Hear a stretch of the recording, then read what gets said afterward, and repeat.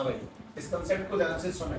इसके सेटअप में बहुत ज्यादा टाइम लगता है यार, बहुत ज्यादा। मतलब मुझे एक साल तक पहुंचाने में पूरी चीज जान लगानी पड़ जाएगी सिखाने के लिए, तब जाके सिंपल एक सवाल। और सीधी बात ये भी है कि सवालों से ही आएगा ये वाला सिस्टम, ये भी ध्यान रखना। जैसे अपने पास में चैप्टर आया था, चैप्टर नंबर 12 का नाम था लीनियर प्रोग्रामिंग। सीधे सवाल करे, कोई भूमिका नहीं मानी थी उसमें कि ये ऐसे होता है वैसे होता है। मजेदार चैप्टर है, सीधे सवाल, सीधी बात सुने, एक ही क्वेश्चन है और लगभग लगातार 15-20 मिनट तक चलने वाला डिस्कशन एक सवाल पर। तो देखो ध्यान से। अच्छा चलो बुक से लिखता हूँ मैं, किसी वे बुक क्या। अच्छा उल्टा बोल दिया मैंने। अच्छा डंडा पहले आएगा, एक मिनट रुक जाओ। हाँ भाई ठीक है, अब बिल्कुल सही बात है, उल्टा ही है। एक कंडीशनल है और 3 इंटरसेक्शन है, एक तो मैं। ठीक है भाई, किसी पे किताब है? किसी नहीं, बहुत बढ़िया, मेरे पास है।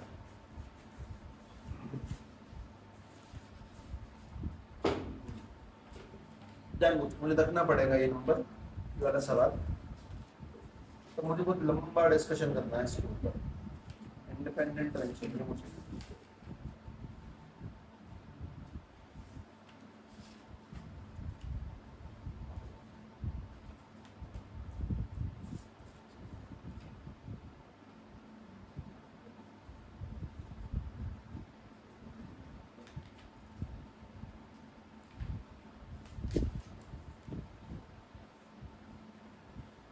ठीक है, सवाल देखिए। सवाल ये कि find the probability of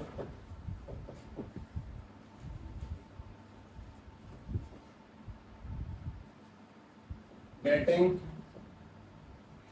at least 2 heads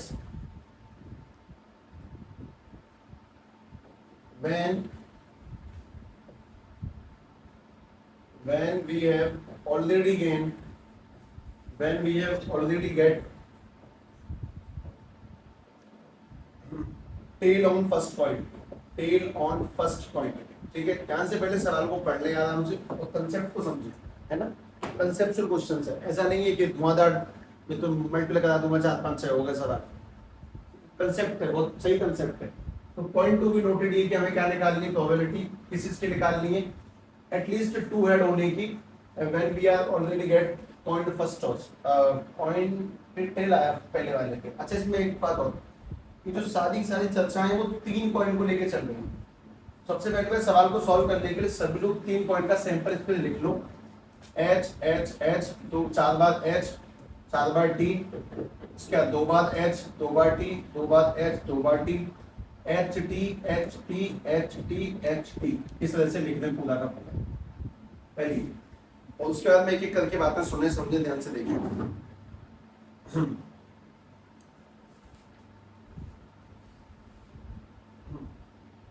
conditional probability total वाली प्रोबेबिलिटी से क्यों अलग है, तो तुम्हें समझ में आएगा।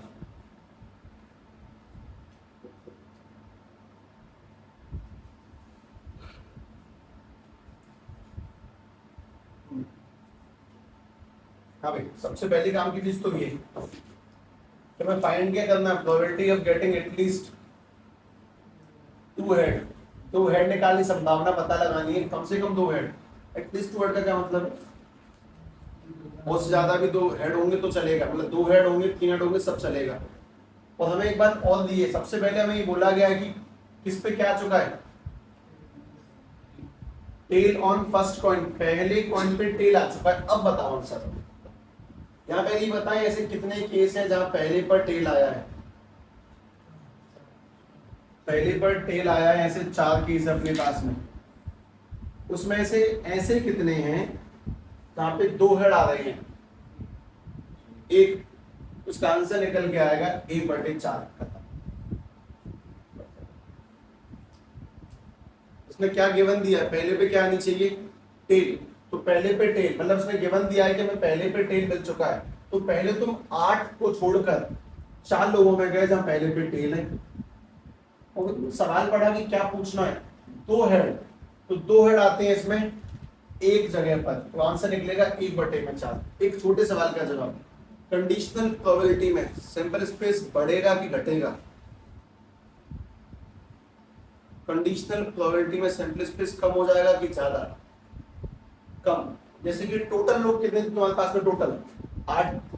तुमने आंसर कितने में से निकाला? बस 4 में से। क्यों निकाला? क्योंकि सवाल 12 से पढ़ के देखो। सवाल ने तुमसे क्या कही है कि साहब पहले पॉइंट पे टेल आ चुका है। हाँ जी साहब, पहले पॉइंट पे टेल आ चुका है। अब बताओ कि ऐसे कितने केसेस यहाँ पे कम से कम 2 हेड आना चाहिए? पहले पे टेल आने के बाद में 2 हेड आने की संभावना 1। पहले पे टेल आने के बाद में 2 हेड आने की संभावना 1/4 हो गया आंसर। तो कंडीशनल में तुमने पूरा सैंपल स्पेस नहीं झांका, तुमने बस वो वाले लोग देखे जहां पहले पे क्या निकल के आता है 10, उसके बाद 2 हेड वाले लोग कितने? 1/4। तो सैंपल स्पेस छोटा होगा। सबसे पहली चीज तो ये। इस कहानी को मैं तुम्हारे सामने भी बहुत सारी फॉर्म में लेकर आऊंगा। मुझे कुछ कंसेप्ट सेट करना है। सबसे पहला कंसेप्ट ये कि कंडीशनल प्रोबेबिलिटी में सैंपल स्पेस बढ़ेगा या घटेगा? घटेगा। दूसरी काम की बात ये कि कंडीशनल प्रोबेबिलिटी हमेशा तुम्हें 2 इवेंट दिए जाएंगे। एक इवेंट जो पहले से हो चुका है, जिससे कि तुम्हें ये सहायता मिलेगी कि तुम्हें पूरे में से कौन से लोग देखने हैं, और उसी इवेंट में से किसी काम के होने की संभावना निकालनी है। जैसे कि पहला इवेंट हो चुका है कि पहले पे क्या आएगा? टेल। पहले पे टेल आएगा, तो अब बताओ कि 2 हेड आने के चांस कितने? 1/4। कंडीशनल का टोटल सिस्टम समझो कि जब हमारे पास ना ऑलरेडी एक केस होगा, उस एक केस में सबसे पहले सैंपल स्पेस को देखो कि पहले पे टेल वाले कौन से केस है, और फिर उस सवाल का जवाब दो जो उसने पूछा है। जैसे मैं पूछता हूँ, दोबारा पूछता हूँ, 3 लोग हैं, मम्मी पापा और बेटा। वो फोटो क्लिक कराने के लिए खड़े हुए, ठीक?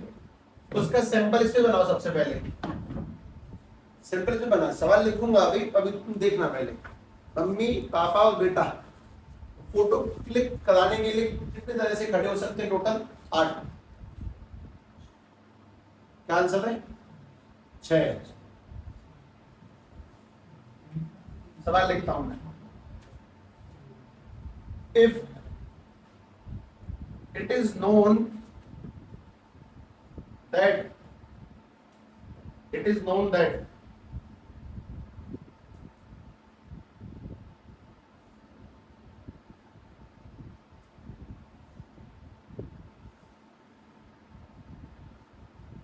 mother is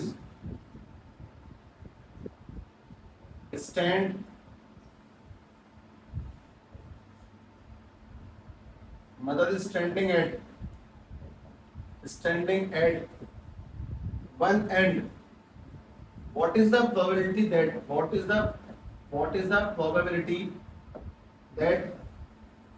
sun is in the middle?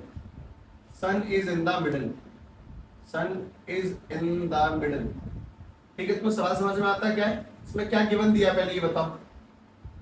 Mummy का खड़ी है, किसी किनारे पे खड़ी है, तो ये बताओ कि बेटे के बीच में उनके चांस कितने हैं? पहली बात, मैं सैंपल पे लिख के मैं सवालों को सिस्टम है, मैंने कोई फॉर्मूला यूज नहीं किया अभी तक, करूंगा भी नहीं। ध्यान से देखना, सैंपल स्पेस में पहले मम्मी पापा और सन, उसके अंदर F S F M S F S M F S F M, उसके बाद में अगला एफ एम एस और एफ एस एम। पहली बात तो ये बताओ गिवन क्या दिया है? मम्मी का खड़ी है किनारे पे, तो पहले तो उन लोगों को चुनो जब मम्मी किनारे पे खड़ी है। ये बात पहले से दे दी गई है। मम्मी किनारे पे खड़ी है, ऐसे कितने केस हैं? गिवन है कि mummy standing at one and, mummy किनारे पे कितने केसेस में खड़ी हुई है, बस वो ध्यान से देख लो। कितने हैं वो? 1 2 मम्मी किनारे पे है, और तीसरा ये मम्मी किनारे पे, और चौथा ही मम्मी किनारे पे। अब उसमें ये पूछा गया कि अगर मम्मी किनारे पे है तो बेटे के बीच में होने चांस कितने हैं? कितने? मम्मी किनारे पे है तो बेटा यहाँ बीच में नहीं है, बेटा यहाँ बीच में है, बेटा यहाँ बीच में नहीं है, और बेटा यहाँ बीच में है, तो कितने? 2 केस है। यानी यहाँ से क्या निकल के आएगा इसका? 2/4 करके क्या निकलेगा? 1/2। अब सवाल को दोबारा सुनो। मम्मी के किनारे होने पर बेटे के बीच में होने की संभावना क्या है? 1/2। पहली बार तुमने सैंपल स्पेस कितने में से देखा? 6 में से कि 4 में से? 4। सैंपल स्पेस छोटा होता कंडीशनल में, और एक काम के होने में दूसरी की डिपेंडेंसी बढ़ जाती है। अगर सिर्फ ये पूछा जाता कि बेटे के बीच में खड़े होने की संभावना कितनी है, तो तुम्हारा आंसर क्या होता? 1, 2, 2/6। अगर सिर्फ ये पूछा है कि सन बीच में है, इस बात की क्या प्रोबेबिलिटी है, तो आंसर क्या बनेगा? 2/6। काटोगे तो कितना आएगा 1/में? 3। और काटेंगे तो 1/3 आएगा। लेकिन अगर ये बोला गया कि मम्मी किनारे पे है तो बेटे की संभावना कितनी है, तो आंसर कितना बनेगा? 1/2। पहले इस बात को समझो कि कंडीशनल में एक केस दिया जाएगा, उससे तुम्हारा बेनिफिट ये है कि तुम सैंपल इस पे छांट दोगे। तुम्हें कौन से केस लेने हैं वो तुम्हें गिवन वाली बात समझा देगी, और उसमें से जो तुम्हें आंसर निकालना है उसको तुम बस ध्यान से पढ़ो। ठीक, वापस से ट्राई करना। चलो, कोई फॉर्मूला यूज किया नहीं है, अकल से आंसर आ जाते हैं, फॉर्मूला यूज कर लेंगे, इसका बहुत बड़ी चीजें नहीं है। अगला,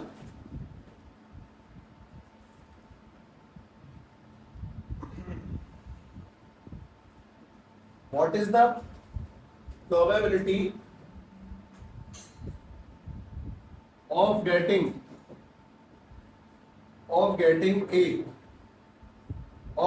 a black king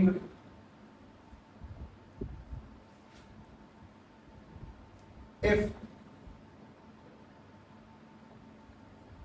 we have selected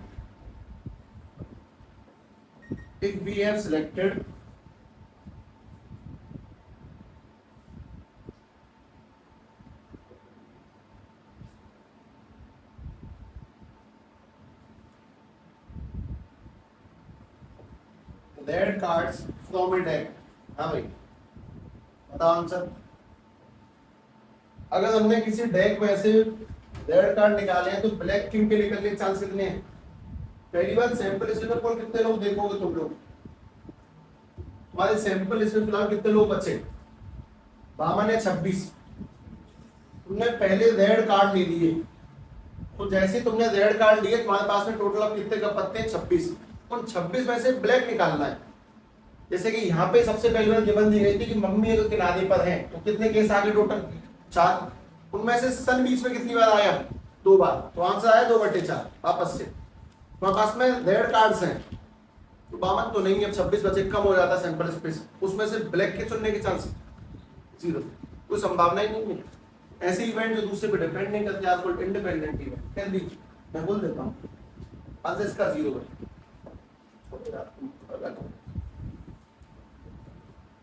हाँ, ये वाला मुझे इसमें से ही देना, इससे कि मैं सेंसिबल बात समझ में आएगा।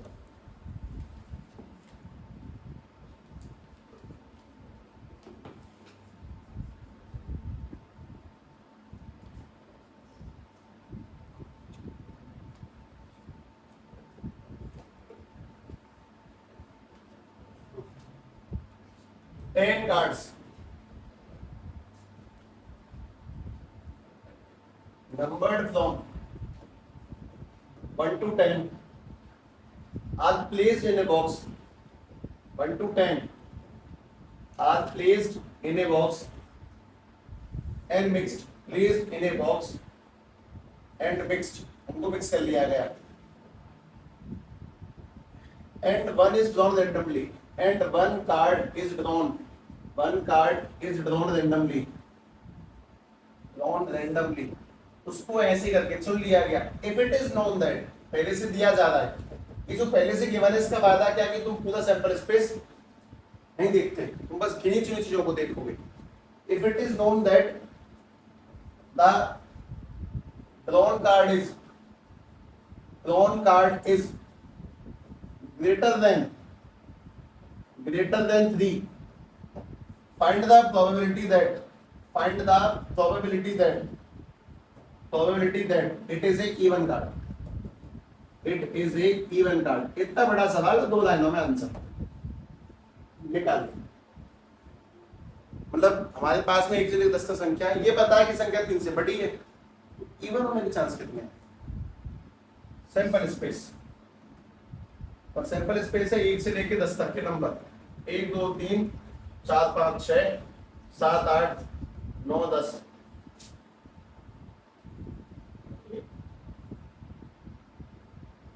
हाँ भाई, सैंपल इसमें कहां से लेके कहां तक के लोग आएंगे पहले ये बताओ। हमें क्या पता है पहले से कि नंबर कितने से बड़ा है, 3 से बड़ा, तो तुम पूरा लोग पूरे आदमी को क्यों नहीं देखोगे, तुम बस इतने पे आ जाओगे, 4 से लेकर 10 तक ना। सैंपल स्पेस छोटा किया, जहां पे 10 पॉइंट थे अब कितने बचे हैं, 7। अब उनमें से इवन कितने हैं, इस सवाल का जवाब तो 4 इवन है, 4 6 8 10। तो आंसर क्या निकल गया इस सवाल का, 4/7। 7 की वो उम्मीद तक नहीं है, 7 कैसे आए, पर तुम बात समझो, कंडीशनल क्या है, एक इवेंट हो जाएगा, उसके बाद में किसी दूसरे इवेंट के होने की संभावना, और उस पूरे खेल में एक अच्छा रिजल्ट, कि कंडीशनल प्रोबेबिलिटी सैंपल स्पेस के साइज को कम करेगी। मतलब जहां पे सैंपल स्पेस में टोटल 10 लोग हमें देखने पड़ते, हमें कुछ गिवन होने से फायदा ही तो होगा, और गिवन होने से फायदा ये होगा कि 10 की जगह बस 7 में से छांटना है। ठीक है, उस बात को समझो कि इजी कंसेप्ट है। खैर अगला सवाल, कोई फॉर्मूला नहीं लगा रहे हम लोग, मतलब इन सभी सवालों को फॉर्मूले से कर सकते हैं, सारे A to Z। Question number 5 में मुझे लिखने में इतना टाइम लगता है, उतना करने में नहीं होगी इसलिए सवालों को।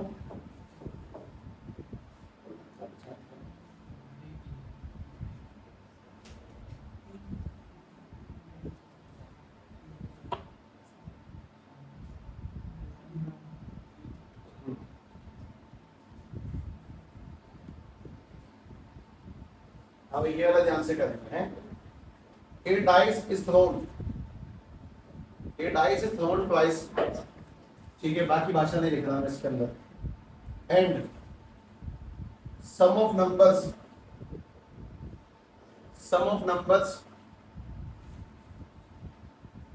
appear to be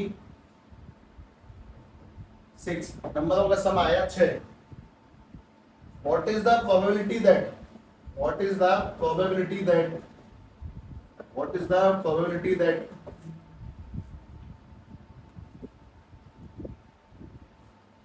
4 has appeared at least once, किसी पर भी एक आ गया। पहली बार सैंपल स्पेस में किसको देखोगे, नंबरों का सम क्या आया है 6, तो पहले 2 डाइस को चलने पे कितना बनता सैंपल स्पेस, 36। उनमें उन लोगों को चुनो जहां पे +6 आता है, पहले वो लोग देखें, पहले उन लोगों को देखो जहां पे +6 आता है। कितने लोग हैं ऐसे, तो गिवन दिया है, पहले उससे अपने सैंपल स्पेस छोटा करो, सम 6 आना चाहिए, पहले वो देखें। सम 6 कितनी बार है, 6 देखो 6,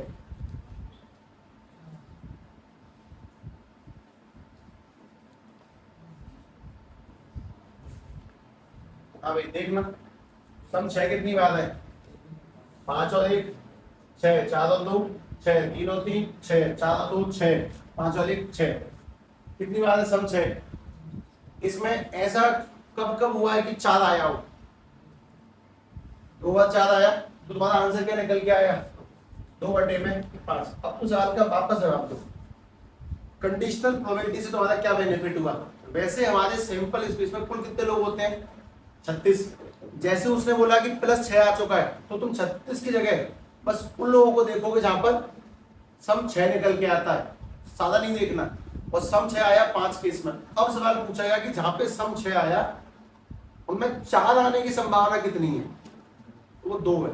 पहले फायदा समझो, कंडीशन प्रोबेबिलिटी का सबसे बड़ा बेनिफिट कि एक बात के गिवन होने से हम पूरा सैंपल स्पेस नहीं खंगालते, हम बस उस पार्टी को ढूंढेंगे जो पहले से गिवन है, और उसमें से अपने आंसर को ढूंढेंगे अगर मिल जाए, और उसमें अपना आंसर नहीं है तो आंसर 0।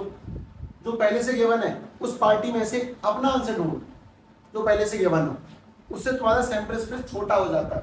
ठीक है, दोबारा ट्राई मारेंगे, ये तो जानबूझ के किया मैंने।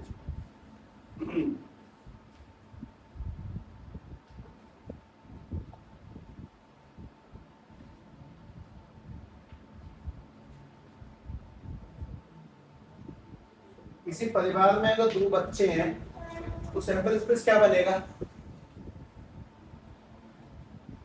है भाई, अगर किसी परिवार में 2 बच्चे हैं तो सैंपल स्पेस क्या बनेगा, 4। क्या सैंपल स्पेस होगा उनका, दोनों बॉय हो सकते हैं, बड़ा भाई बड़ी बहन दोनों बहन, 4 सैंपल स्पेस है उसमें। किसी परिवार में 2 बच्चे हैं तो ठीक है, दोनों लड़के हो सकते, दोनों लड़कियां हो सकती हैं, लड़का लड़की और लड़की लड़का। क्या सवाल ये नहीं हो रहा है क्योंकि जानबूझ के बता दिया। सुनो क्वेश्चन सुने, 2 मीटरों की लेंथ में आएंगे।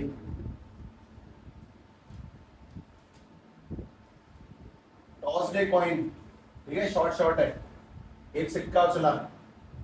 If coin shows head, if coin shows head, sample space लिखेंगे पहले, toss it again, toss it again है, toss it again. If it shows tail, अगर उसने टेल दिखाया है, देन थ्रो डाइस, तो फिर एक डाइस चालो। सबसे पहले बार सैंपल स्पेस बनाएंगे। अगर हेड उछला तो क्या उछलेगा, हेड आया तो क्या उछलेगा, सिक्का। लेकिन अगर टेल आया तो क्या उछलेगा, dice.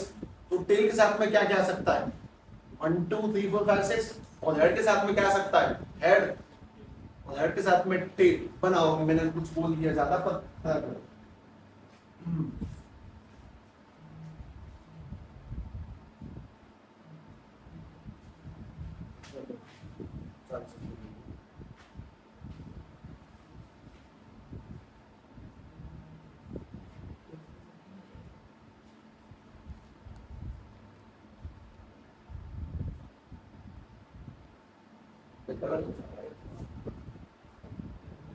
find the conditional probability of, conditional probability definitely ये नहीं, given that there is at least, there is at least one tail, वहां कम से कम एक टेल तो होगा ही होगा, तो बस टेल वाले लोगों को चुनना। फाइंड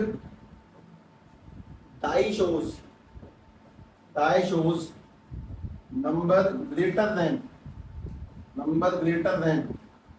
4। तो पहले सैंपल स्पेस लिखो और जो उसने गिवन दिया उससे सैंपल स्पेस को छोटा करो। चलो पहले पूरा सैंपल स्पेस लिखें, वैसे मैं तो बता सकता हूँ कि क्या बनेगा। उसने बोला कि अगर हेड आया तो वापस से कौन है, कॉइन, और अगर टेल आया तो कौन है, टेल आने पे कौन उछलेगा, नाइस। तो पहले सैंपल स्पेस बनाने की कोशिश करती है। हेड आने पे कॉइन है और टेल आने पे डाइस है, तो पहले सैंपल स्पेस बनाओ और फिर सवाल में जो गिवन दिया उससे सैंपल स्पेस छोटा करो और फिर कोशिश करो।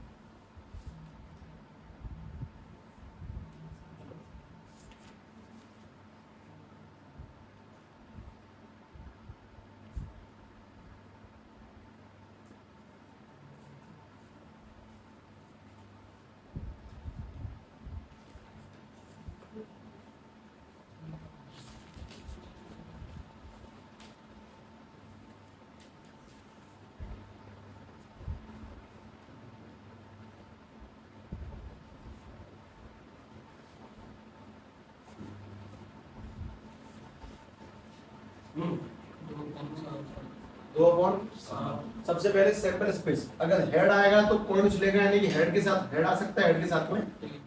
लेकिन अगर टेल आया तो डाइस यानी कि 1 2 3 4 5 6, तो सैंपल स्पेस, सैंपल स्पेसिंग में काम की चीजें हेड के साथ हेड या फिर हेड के साथ में टेल, लेकिन टेल के साथ में 1, टेल के साथ में 2, टेल 3, टेल 4 और टेल 5 और टेल 6, ये आंसर आ सकते हैं। अभी काम की बात सुनो, उसने क्या गिवन दिया है, गिवन क्या है कि भाई टेल वाले लोगों को देखो, जहां पे टेल आया कहीं पे टेल दिख जाता तुम्हें, तो टेल लिखो जहां दिख रही है 1 2 3 4 5 6 7 का टेल है। अब फाइंड ये करना है उसमें से, मतलब 8 में से तुम्हें बस 7 लोगों पे ध्यान देना है सवाल के अकॉर्डिंग, क्योंकि यहाँ पे जो टेल नहीं है तो गिवन का फायदा नहीं है। उसमें से वो लोग बताओ जहाँ पे नंबर 4 से सबसे सबसे बड़ा कहाँ पे? 506। तो आंसर क्या निकला? 2/3 में। वैसे आंसर गलत है ये, तो तुमने कम से कम बुद्धि तो लगाई। आंसर गलत होने का बहुत सॉलिड रीजन है, सवाल एडवांस हो जाता है, तगड़ा एडवांस हो जाता है। तो कुछ बात बता सकता हूँ, जैसे कि जब हम सिक्का उछालते हैं तो हेड आने की और टेल आने की संभावना क्या होती है? 1/2 ऑल 1/2। तो दोबारा सिक्का उछालेंगे तो वापस से हेड आने की, वापस से टेल आने चांस क्या हो जाते हैं? 1/2 1/2। लेकिन जब डाइस उछालेंगे तो 5 आने के चांस, 6 आने के चांस। तो जब ये 1/2 उससे मिलेगा, मैं तुम्हें गलत कर रहा हूँ ना, मैं तुम्हें बात क्यों बता रहा हूँ जब मैं तुम्हें अभी तक बताया नहीं ऐसा कुछ सिस्टम। तो छोड़ो, पर तुमने जो दिमाग लगाया बस वही चाहिए, है ना। आंसर गलत है, ये ध्यान रखना ये वाला। नहीं, अगला ट्राई मारे। ये क्या सिस्टम है? बम बम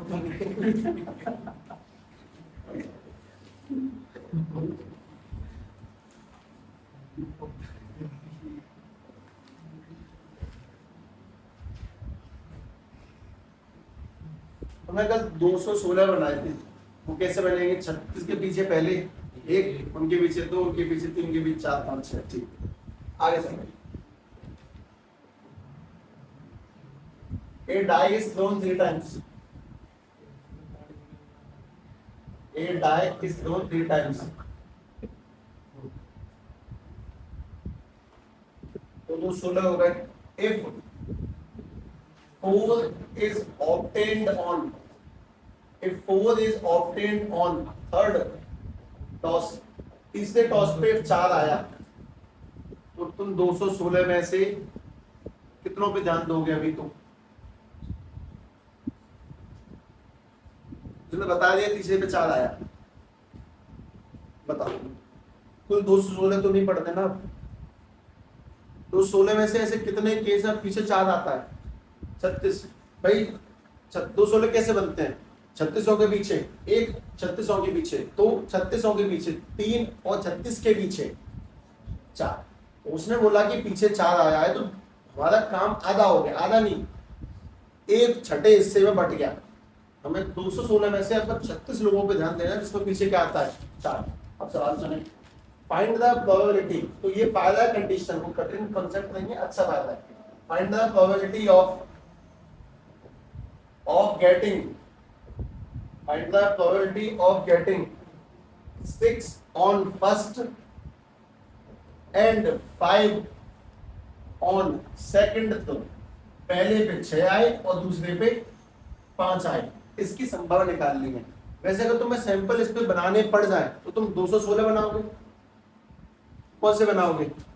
सिर्फ वो 36 में पीछे 4 आता है। कंडीशन का फायदा यही है कि हमारा सैंपल स्पेस छोटा हो जाएगा, तो 3600 में पीछे 4 लगा लो और बस वो वाले जवाब दे दो जहां पे पहले पे 6 और दूसरे पर 5 आता हो। ट्राई करें। कंडीशनल एक काम के होने से तुम्हारा फायदा है कि तुम सैंपल स्पेस को छोटा कर सकते हो और अपने सवाल का जवाब दे सकते हो। सैंपल बनाओगे तो तुम्हें एहसास होगा कि मैं क्यों कर रहा हूँ, आसान है आंसर, मन ही मन में आ सकता है, पक्का दो फिर पेपर होता है।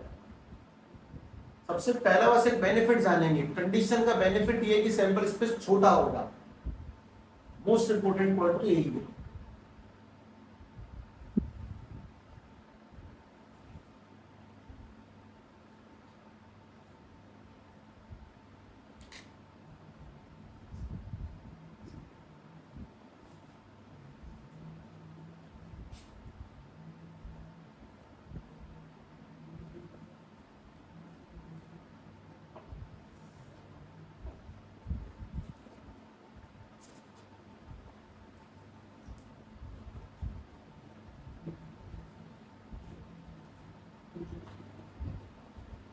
बस एक बेनिफिट समझना, हाँ सैंपल स्पेस छोटा हो जाता है, सबसे बढ़िया प्लस पॉइंट।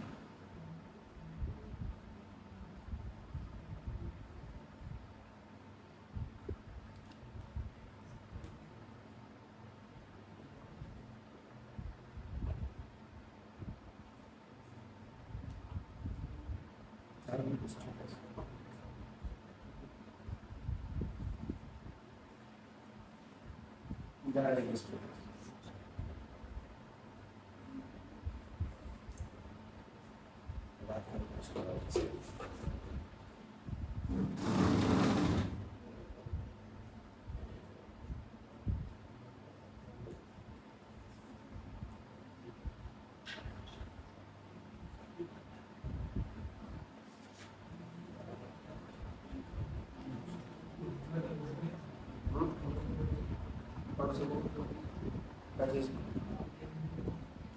उम्र लगभग 32 साल।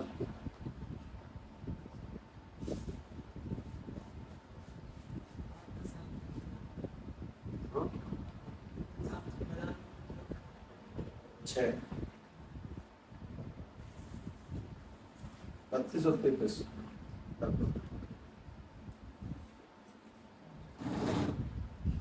आंसर बताया कोई मुझे? 1/36।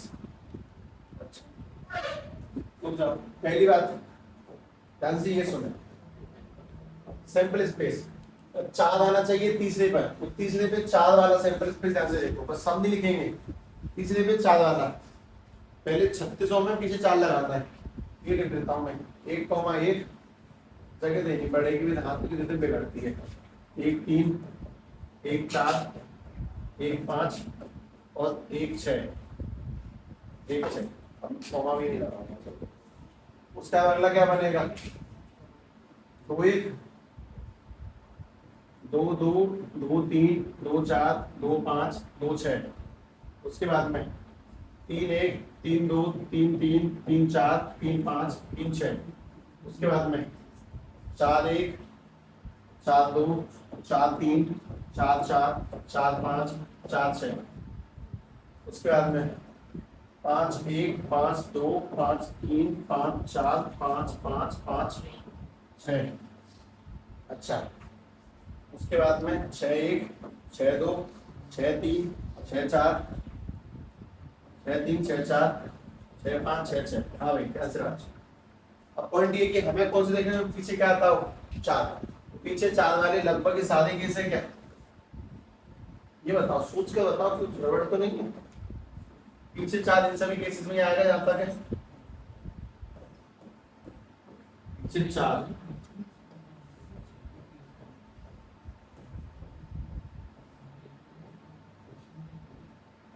ठीक है, अब बात सुनो, सवाल क्या कहता है? पीछे 4 आना चाहिए और फाइंड ही करना है probability of getting 6 on first and 5 on second. तो बताओ पहले पे 6 कहाँ है और दूसरे पे 5 कहाँ है? पहले पे 6 दूसरे पे 5 नहीं है, पहले पे 6 दूसरे पे 5।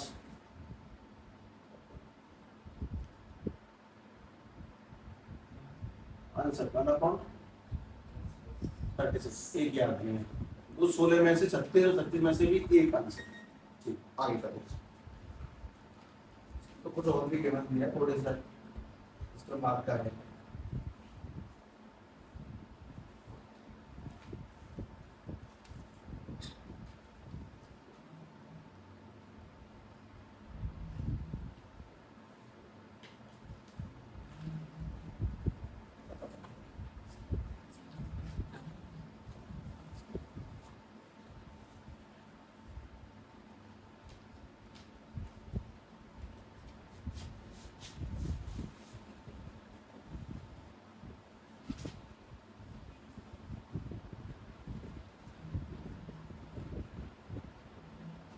ठीक है, आगे सवाल उठाए ये टाइम आ जाएंगे।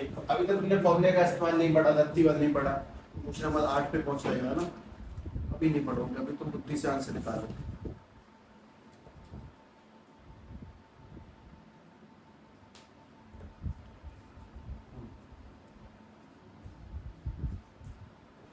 A coin is tossed 3 times. A coin is tossed 3 times. ठीक है, उसके बाद में हेड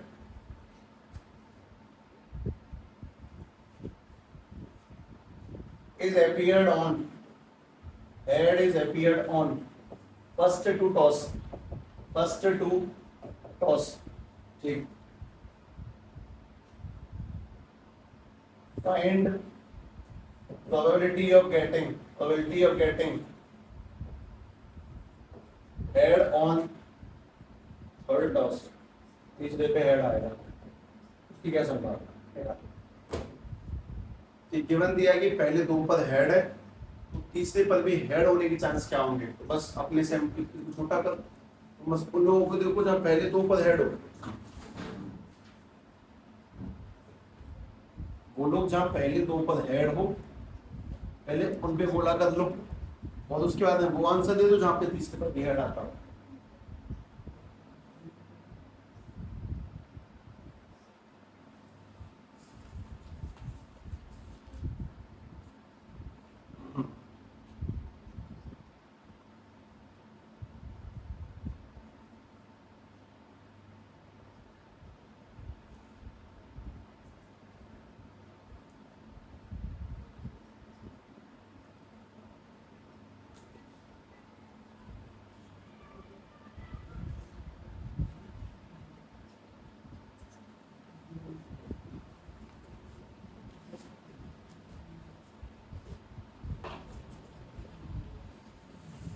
आंसर बताया कौन मुझे? 1/2। क्यों? क्योंकि पहली बार सैंपल स्पेस बनाया हमारे पास में 4 बार हेड 4 बार टेल, 2 बार हेड 2 बार टेल, 2 बार हेड 2 बार टेल, एक बार हेड टेल, एक बार हेड टेल, एक बार हेड टेल, वापस से हेड टेल। काम की बात मैं क्या देखना है? Head on first two toss. इसमें ऐसे कितने केस है तुम्हारे काम के? ये पहले दो पर हेड आता हो भाई, हमारे लिए बस ये रहे वो काम किस जहाँ पे पहले दो पे हेड आता है। उसके बाद में अगला काम का पॉइंट ड्यूअल नहीं चलेंगे, है ना। अब बस इन 8 में से तुम्हारी नजर 2 लोगों पर है और सवाल पढ़ो, तीसरे पर भी हेड आना चाहिए। तो तीसरे पे हेड कौन से केस में? यानी कि 2 में से एक जगह पर, यानी 1/2। तो आंसर 8 में से नहीं देखना है, कितने देखा गया? 2 में से। तो कंडीशनल तुम्हें सहायता देता है अपने सैंपल को छोटा करने के लिए, और तुम्हें आंसर उसमें से दिखाने हैं जो सैंपल स्पेस में आता है। ठीक है, उसका मतलब समझो। फॉर्मूले का इस्तेमाल 0 है अभी तक, इसलिए तो ही रहेगा। टच करो तुम सही नंबर को पहले, क्वेश्चन नंबर 9 कर रहे हैं। ठीक है,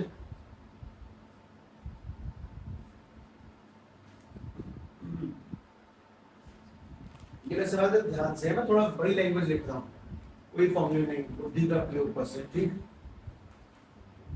एन इंस्ट्रक्टर कोई पेपर बनाने वाला है, नहीं किसी में क्वेश्चन बैंक है, क्वेश्चन बैंक किसी पास में वो क्वेश्चन बैंक है जिसके अंदर सवालों के बारे में काफी अच्छी खासी दी गई, 300 इजी ट्रू फॉल्स है, 200 डिफिकल्ट ट्रू फॉल्स है। ट्रू फॉल्स में डिफिकल्ट 200 डिफिकल्ट ट्रू फॉल्स है, 500 इजी एमसीक्यू है,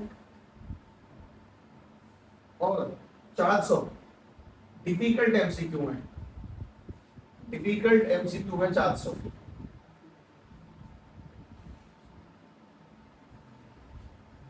तो इफ ए स्टूडेंट, किसी बच्चे ने, if a student has chosen MCQ, किसी बालक ने एमसीक्यू चुना है, ये बात तुम्हें दे दी गई पहले से, किसी बच्चे ने एमसीक्यू चुना है।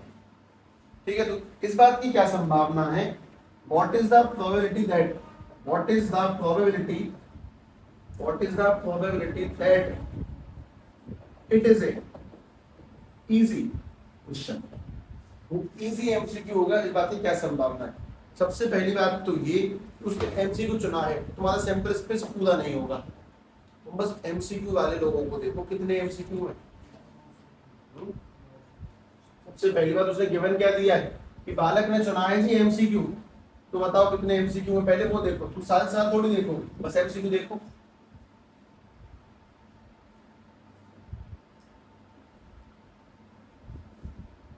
आंसर 5/9।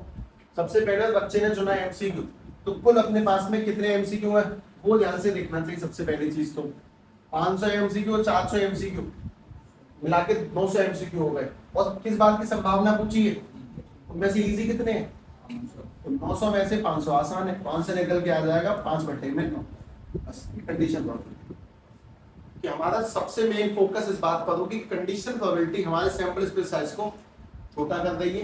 तो मुझे बस वही देखना है जो पहले से गिवन दे दे और फिर उसमें से आंसर छांटने हैं। जो गिवन दे उसको देखो और उसमें से आंसर छांटो क्या निकल के आएंगे। और इस पूरे खेल में तुम लोगों ने अभी तक फॉर्मूले को स्टार्ट नहीं किया है। अगला सवाल, जितना टाइम लिखने में जाता है उतना टाइम करने में नहीं जाता। ठीक है, 10वां।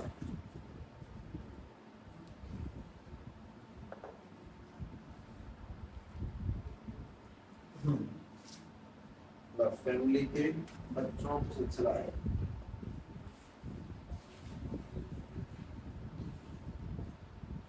In a family, two child are born. Two child are born. तो बालक पैदा हुए। सैंपल स्पेस लिखो पहले तो। Two child are born.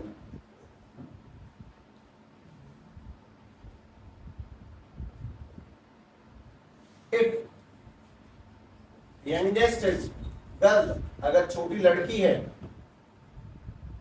तो what is the probability that, given दे दिया, बस गिवन वाले को ध्यान से देख लेना।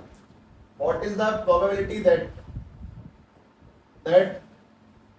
बोथ आर गर्ल्स, दोनों ही लड़कियां हैं, इस बात की क्या संभावना है। तो पहले सैंपल स्पेस लिखो। उसने बोला कि छोटी वाली लड़की है तो पहले उन जगहों को अपनी नजरों में लाओ जहां छोटी लड़की है, फिर आंसर देना ध्यान से।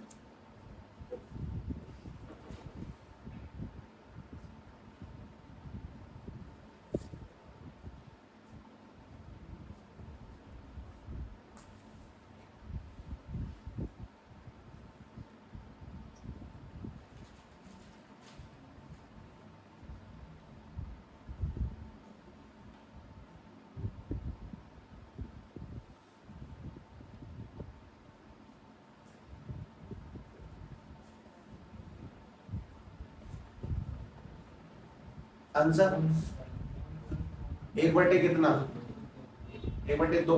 पहली बार सैंपल स्पेस क्या बनेगा वो देखो। सैंपल स्पेस दोनों बॉय हो सकते हैं, बीजी और जीवी और जीजी।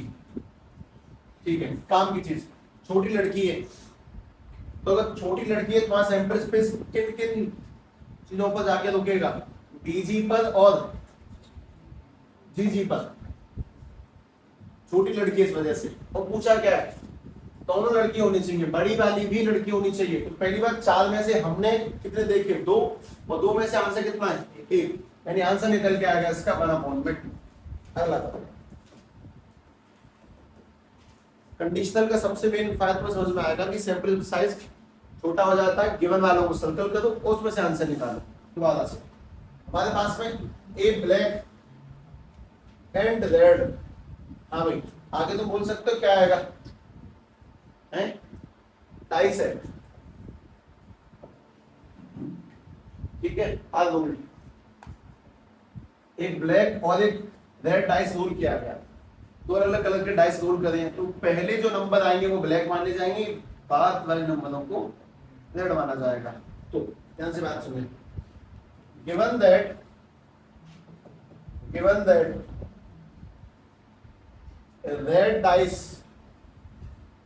red die give number less than 4, red dice के पास में नंबर 4 से कम है।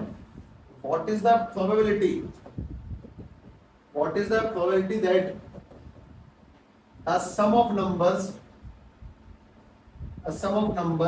is 8। नंबरों का सम 8 होगा। पहले सैंपल स्पेस में 36 लोग होते हैं, उस बात को सेट रखो। हमारे पहले वाले कैसे हैं, ब्लैक, और बाद वाले रेड। अब तो थोड़ी अपनी बुद्धि बढ़ाओ, ज्यादा टाइम नहीं लगेगा, उसको 36 लिखोगे ज्यादा हो सकता है, पुराना पलट के देख सकते हो, है ना। ध्यान से गिवन क्या दिया पहले उस पर ध्यान दें। पीछे वाले पे 4 से कम है और सम 8 होगा तो कैसे काम चलेगा। पहले ये देखें कि पीछे वाले पे 4 से कम कितने केस में है।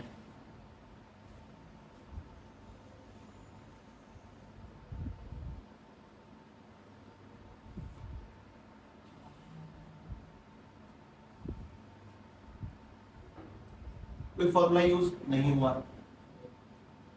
अकल से आंसर आने चाहिए पहले।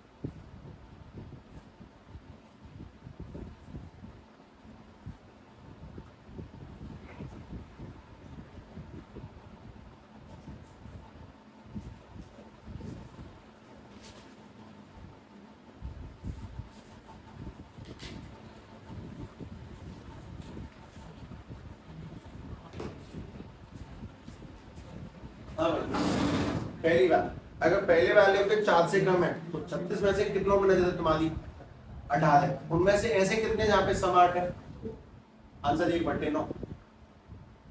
ठीक है, तो वापस से देखता हूँ। पहली बात ये थी कि 4 से कम आना चाहिए पिछले वाले पे, रेड वाले पे, तो पीछे वाला रेड है, 4 से कम कहाँ कहाँ पे है, 1 मिनट रुक जाओ, 4 से कम कहाँ है पीछे वाला, ये रहे, ये वो लोग हैं जहाँ पे 4 से कम है रेड वाले पे, 18 लोग, मतलब वो 36 की जगह 18 देंगे सबसे पहली चीज, क्योंकि लास्ट वाले पे 4 से कम नंबर है। एक बात तो ये सेट हो जाती है, लास्ट वाले पे 4 से कम नंबर है, एक तो ये मिल जाए।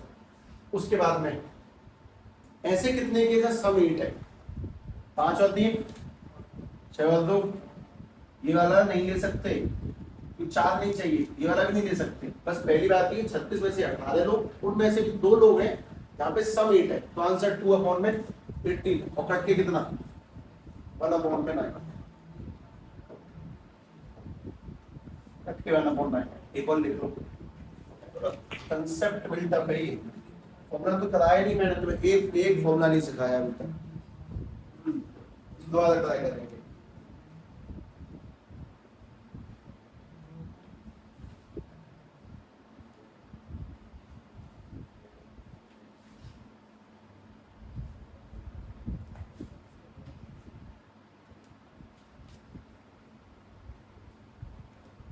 A family has 2 children. A family has 2 children. What is the probability that? What is the probability that both the children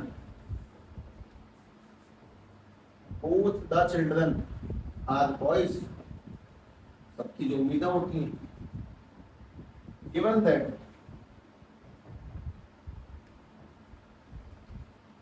at least one of them is boy। पहली बात है एटलीस्ट, एटमोस्ट को set रखना सीखें। At least यानी कम से कम एक लड़का तो हो, तो कम से कम का मतलब 1 हो, 2 हो, ज्यादा हो, सब सीखें। मैं सवाल फिनिश किया, बस तो आंसर निकाल के बता दो, सैंपल पे सेट करें, क्या गिवन है उसको नजरों में लो सबसे पहले, कि गिवन तुम्हारे सैंपल साइज को छोटा कर रहा था, गिवन पे ध्यान दें।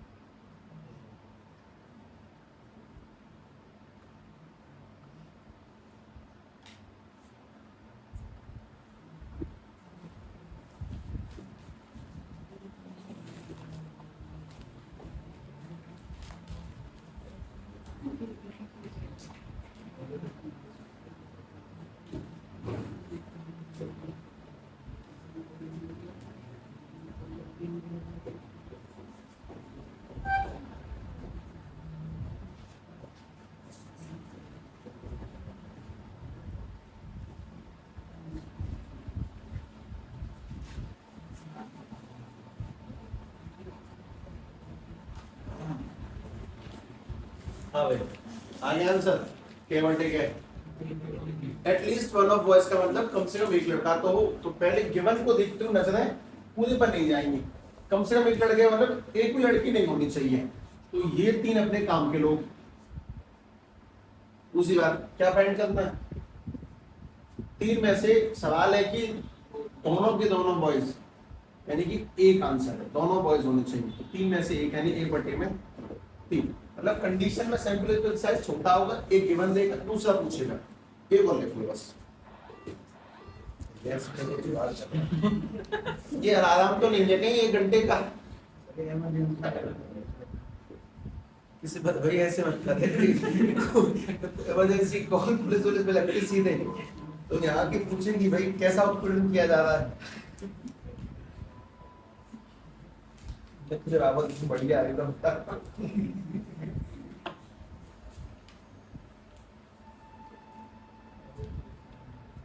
मैंने वो पुलिस वाले से पूछा था एक से, अंकल जी वैसे आपकी जॉब सेट है ना एकदम सरकारी और बढ़िया है, तो कह रहे हैं सब ऐसे ही है, दूर से लगती है, क्या दिक्कत है। एक तो भारत में हर महीने आते हैं त्योहार, कभी नाइट ड्यूटी लग रही है, कभी डे ड्यूटी लग रही है। होली दिवाली पे तो यही नहीं है, घर कब के गए हैं, फलानी जगह दंगे फसाद हो गए, घर वाले फोन करते जी मत जाना मत जाना मत जाना, तो कैसे ना जाए, जाना पड़ेगा। बात तो उनकी सही है जेन्युइनली। अब उनको सोच के मुझे समझ में आया क्या रहते हैं ऊपर ऊपर से कि हाँ कड़क है, मार रहे कूट रहे हैं, परिवार तो सबके ही होते हैं ऑब्वियसली। तो उन्होंने इस करके मुझे बोला है, मुझे दिन पे कर दिया यार, कलम कर दी। आई अंडरस्टैंड यू, आगे से मैं इस बात का ध्यान रखूंगा कि जब पुलिस वाले किसी आदमी को भगा भगू रही हूँ, मतलब कह रही हूँ कि भीड़ मत करो, तो मत करो, जान दो उनके ऊपर से भीड़ हटाओ, मतलब क्यों करना।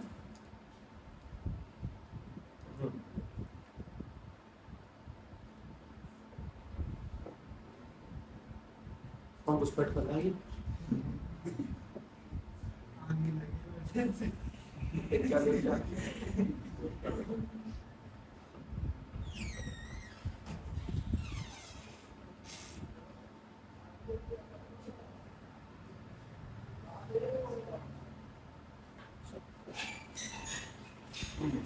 कितने सवाल लिख के तुमने, ठीक है, सफिशिएंट है।